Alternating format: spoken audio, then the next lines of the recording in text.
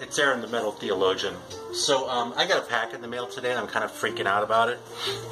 It came from, Metal Ron Haggerty. Although it kind of looks like it says Bon on there, which is actually kind of funny.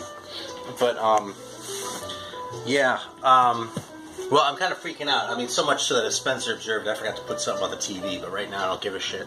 Because, I'm kind of jumping out of my skin. I had to cook first, so... I'll say something funny, though, while opening up the soda, which is a Shirley Temple by Kist, which is a different brand. I did a different Shirley Temple once. I remember thinking it was kind of mediocre. I thought it was really good. Well, I thought it was okay. But Publix one? It wasn't as strong as I was hoping. Yeah, well, this one came from Publix, too. If you live in the South, you know Publix. But anyway, let's see if I can... Well, they're never going to be as strong as an actual Shirley Temple. Fuck. Oh, shit. Fucking made a mess. Oh, fuck it. I'll deal with it later. So, anyway, God damn it. So, I forgot what I was saying. Oh, yeah. Vinyl Richie always, sends me a text when I'm getting ready to do it. And sure enough, he sent one right now. Spencer was joking about that. I got a text right before we started, which was hilarious, but I'm not going to share it. And Spencer goes, maybe Vinyl Richie's going to send you a text right now, because he always seems to when we're going to make a video. And sure enough, he just had, so... Anyway, so this is not an Orca Beverage Company one. This is Kist. And I'm going to have a belt, and then I'm going to let Spencer try it while I get a paper towel.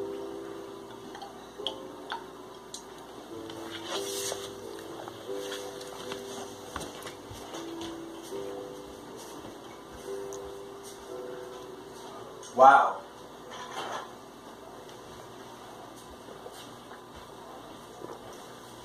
It's a lot more aggressive than the last one. It's a lot more aggressive than the last one, isn't it? It's good. Yeah, I like it. It's more assertive, Because the thing is, the grenadine is kind of what makes those things. And the other one just tastes like it didn't have enough grenadine in it. This one, it doesn't quite taste like pure grenadine is the thing, though. So... I have no idea what's in this thing. All it says is natural flavors. Yeah, I read that. I actually compared the ingredients in this one to the Orca Beverage Company one that we did last time. And it was the exact same ingredient list. In order. Here, let me have it. Oh, you're making it. Well, I mean, carbonated water is always going to come first, and that's kind of a given. But it said pure cane sugar on both, then citric acid, then natural flavors. And sodium benzoate, right? Yeah. Yeah, so this one's from Detroit, which is funny. You wouldn't think Shirley Temples would be much of a Detroit drink. You'd think that it'd be more like a hard drink from Detroit. But well, this one certainly tastes harder than the last one. Even if they're both still Shirley Temples. Yeah, it's pretty good. I think the other one was too ginger ale was my issue with it. I'm not sure. I just don't remember it. I can always watch the video again to find out. Yeah, that's going to happen. Anyway, before I dig into this, oh yeah, this is actually one of my favorite Brubeck records. I've been listening to a lot of this sort of cool jazz stuff lately, and this is one that I discovered. Got a few earlier ones, but this one, Jazz Impressions of Japan, with the classic quartet of Paul Desmond, Gene Wright, and Joe Morello, is has become one of my favorites. I mean, it kind of grabbed me right away. I have a few others that I like too. I mean, Jazz at Oberlin is good, and the Eurasia one is good, but this is one of my favorites, so just a little tip right there. Alright, now let's bust this open right now.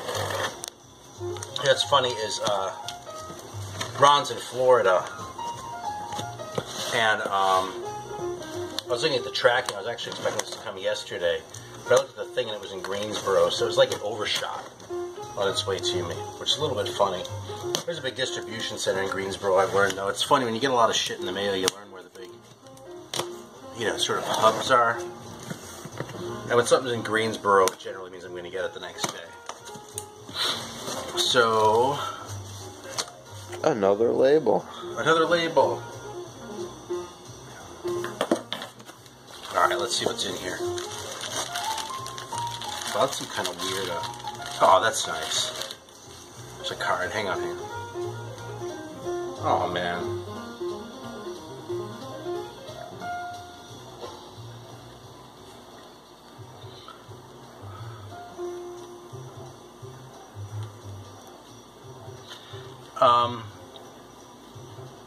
Yeah. Yeah, this is really nice. You know, I usually don't share the letters, but there's a Christmas card in there. And, you know, it's the right time of the year for it. It's, you know, just signed by him and his family, too. I appreciate that a lot. That's really nice, so thanks a lot. And it says the top one is right up my alley. The rest, we'll see. So, let's find out. Oh, look at all that, man. Just look at this stack, okay? If I didn't know for a fact that Ron had gotten this stuff for free, I'd be like, dude, what the hell are you doing sending me this much stuff? I mean, you know, these might all be dollar records for all I know at this point, but, you know. Wow. Alright, so this first one. The Mystical Powers of Roving Tarot Gamble. Is that right? The Queen's Nectarine Machine? Okay, I have no idea what this is. Apparently the band is the Queen's Nectarine Machine. Some pretty good artwork. Yeah. You want to know something that's better than the pretty good artwork? Right there. An excellent mustache. Alright, so check it out. We're going to fire this up. Alright, the next one I'm kind of busting a gasket over. It's like a really old-looking John Lennon. Yeah, it's like if John Lennon had lived long enough for the drugs to really take their toll. He looked like that guy. Alright, this might just be some horrible hippie shit. I'm actually a little bit afraid to put this on, I'll be honest, okay? But the thing is, they look a little tougher than that. I mean, that's a little bit dark for the hippies, and I don't see any flowers and shit except for that, which is awesome. So yeah, where are we going, Gypsy Lady? Yeah, I don't know, man. Let's see. It's on ABC. Vinyl Richie just sent you a text. Awesome.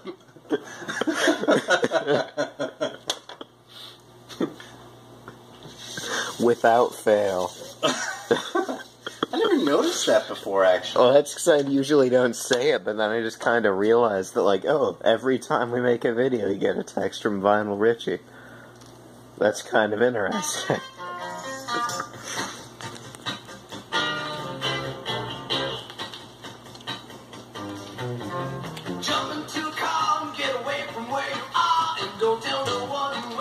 Alright, I can totally hang with this so far. Never heard this before, man. I have never seen this record. I have never heard the name. Oh, man, look at that.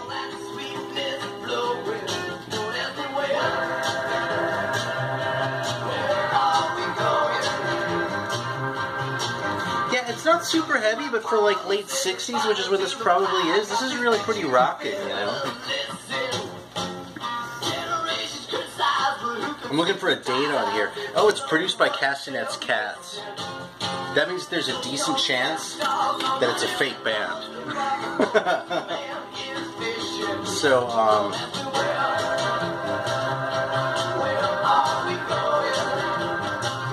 this whole thing is nuts. As Allen Ginsberg once said, huh? Alright. Alright, yeah, I'm on board with this. I don't care if it's fake. Like, the Castanet's Cats producers were kind of known for, like, doing these, like, exploito records and shit like that. They were kind of, you know, fake bands and that sort of thing. If this is one of those, I don't care. They have my blessing because it's awesome. Now, this right here is freaking me out. I saw this in his video, and I kind of can't believe it. But yeah, here's a Popol Vuh Nosferatu soundtrack on Brain. This is a later Popol Vuh. I really don't know this stuff very well. Or this one he sent me to. Sei still, wisse ich bin. That means be still, know I am, is what that means. And this is like, wow, look how old he looks there compared to this older one. But yeah, I don't know these. Oh, that's interesting. On this one right here, he's working with Daniel Fichelshare, who was on some of the earlier ones too, but he also has a singer from Amandul too. Anyway. Wow, man. I mean, I'm just blown away, dude. I'm kind of speechless. Yeah, I'm not familiar with this label. This one's on Brain. You know, believe it or not, I've never even seen this movie, man. It's a little bit embarrassing, but, yeah, but I'm stoked to check it out, man. And, yeah, the instrumentation is piano, acoustic and electric guitar, sitar, oboe, tambura, and a Munich church choir. Alright, we'll see. This is a little bit more sort of dated. Not that, no, it's not more dated than the other thing. It's more like standard 60s fare. Don't you think? You don't know the 60s. Oh, no, well, I totally know this. No, I totally know what you're saying. It sounds more like a soul crust John Lennon now. I don't think it sounds like John Lennon, actually. A little bit. This is closer awesome. than the last one. Okay, I've got to confess, okay, I have not been a booster of Jaco Pastorius, okay? I kind of thought the cult around him was, like, weird, and I only knew him from the Weather Report, but I've been wanting to give this record another chance because I saw that documentary, which I highly recommend. I think it was on Netflix, it might have been Hulu, but he was just a weird guy, man, in so many different ways, and I kind of have to respect that and the creativity that might have come out of it. I'm thinking maybe I was missing something. Plus he has accolades from Herbie Hancock on the back here. Yeah, man. It's kind of a lot of songs for a jazz album. It's 9 tunes, okay? But, you know, we'll see. I'm looking forward to hearing that one again. In fact, that's going to go on next after I'm done with this video, I think. You're good, bud. We good? Mm-hmm. Alright, check this out, man. Fucking copy of Nefertiti. It's funny, he kind of looks like Kilroy with the radio station, or the timing strip over his face. But if this is what I think it is, look at this. A white label promo of Nefertiti. And it's a mono press, too. This is so awesome, man. My God, I seriously can't believe this box. This is unbelievable. This, man, oh my God. Alright, so... Wow. Okay, so two things on this one. This record, Live Evil, I think I've actually shown it before. You probably all know it with this cover, right? I mean, it's around. But, first of all, the condition on that one's kind of shitty anyway, actually. Like, it sounds kind of shitty during the slow part, the quiet parts. But this cover, man, I haven't seen around very much. And I don't know what the story is. I thought it might be some sort of import or something, because, just because. But this is like one of the old, like, tip-on covers, like the American ones. So, I don't know, man. In any case, this is a super cool piece, man. And, yeah, it has all the credits on the back. So, yeah, it's not as striking a cover as the other one, but I really think it's a cool cover in its own right. It's a great album. Live Evil is actually one of my favorite Miles Davis records. This kind of reminds me of Donovan a little bit. Alright, this is great. So, apparently this one came my way because Ron was listening to this, and his wife started pleading with him to take it off. So, to me, that's a sign of a good record. I probably know most of this stuff. I know, you know, my favorite things, the Psalm from a Love Supreme, Kulu Se Mama, Naima, The Invocation from Home,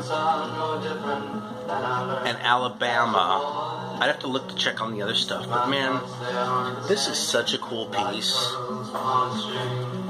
And I've never actually had this in my hands before. I mean, I've sort of seen pictures of it, and I was aware of it being around, but I've never had this in my hands before, and I'm really looking forward to playing. So this is probably going to be the next one after Jaco.